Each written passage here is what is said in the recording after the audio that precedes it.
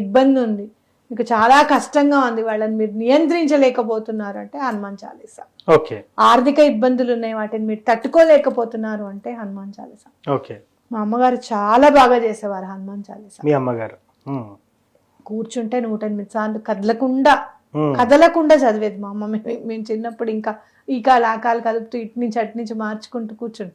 అమ్మ అట్లా కాదు, ఒక చోట కూర్చుంటే కంప్లీట్ గా చదివేసేది అనమాట హనుమాన్ చాలీసా.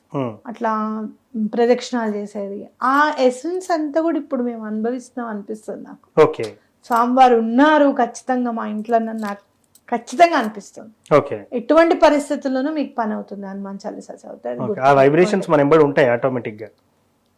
ఆటోమేటిక్ గా ఉంటాయి, ఖచ్చితంగా ఉంటాయి. ఆరా ఫామ్ అయి ఉంటది. ఎనర్జీ చాలా పవర్ఫుల్ అయిపోతుంది అనమాట. ఓకే. పిల్లల చేత తప్పకుండా చదివించడం.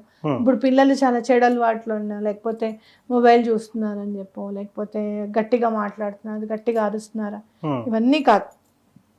ఆంజనేయ స్వామి నిజంగా ఓకే. ఏదైనా సంకల్పించుకుంటే కూడా ఎంత తొందరగా అయిపోతుందో పని. మనం శ్రీరామనవమి కాలనీలో చేద్దాము అని సంకల్పించుకున్నాము, బాగా చేద్దామంటే బాగా చేద్దాం అనుకున్నాము. అసలు రాముల వారికి ముత్యాలతో సహా చక్కగా అమిరాయి అన్నమాట అన్ని కూడా. ఎక్కడ మేము టెన్షన్ పడలేదు. సుమారు 500-600 మంది భోజనాలు చేశారు మా కాలనీలో.